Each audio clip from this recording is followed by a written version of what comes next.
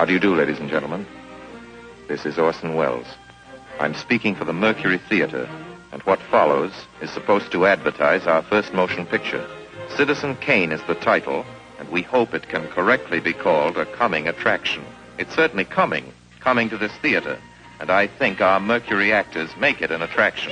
I'd like you to meet them. Speaking of attractions, well, the chorus girls are certainly an attraction, but frankly, ladies and gentlemen, we're just showing you the chorus girls for purposes of ballyhoo. It's pretty nice ballyhoo. But here's some of our real Mercury people. This is the first time you've seen most of them on the screen. Hey, give Joe a little light. Thanks. Now smile for the folks, Joe. Smile. Joseph Cotten, ladies and gentlemen. That's it. Joseph Cotten. I think you're going to see a lot of him. Here's Ruth Warwick, whom I know you love. Ruth. Look at the camera, Ruth. We caught Ruth with her hair up. And here's somebody you've all heard on the radio, so I don't have to tell you he's wonderful. Ray Collins.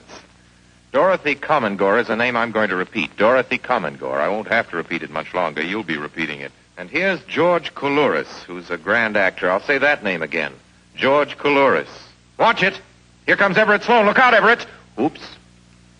Everett Sloane, ladies and gentlemen. He isn't necessarily a comedian. And here's one of the best in the world. Agnes Moorehead. I've said a lot of nice things, but Erskine Sanford deserves some more. Erskine Sanford. So does Paul. Paul Stewart, everybody. Citizen Kane is a modern American story about a man called Kane, Charles Foster Kane.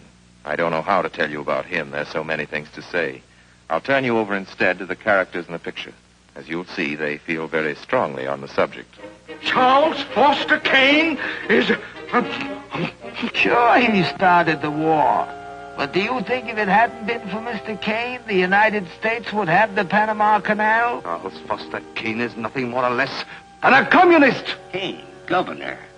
Listen, when the voters of this state and Mrs. Kane learn what I found out about Mr. Kane and a certain little blondie named Susan Alexander, he couldn't be elected dog catcher. I'm going to skin Mr. Charles Foster Kane alive. I'm going to marry him next week at the White House. Emily, I hear you've been stepping out with Charlie Kane.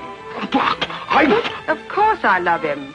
I gave him $60 million. Well, of course I love him. He's the richest man in America. That's what all the girls say about him at first. But you know, I can't help but admire him. He's crazy. He's wonderful. Ladies and gentlemen, I don't know what you'll think about Mr. Kane. I can't imagine. You see, I play the part myself. Well, Kane is a hero and a scoundrel, a no-account and a swell guy, a great lover, a great American citizen, and a dirty dog. It depends on who's talking about him. What's the real truth about Charles Foster Kane? I wish you'd come to this theater when Citizen Kane plays here and decide for yourself.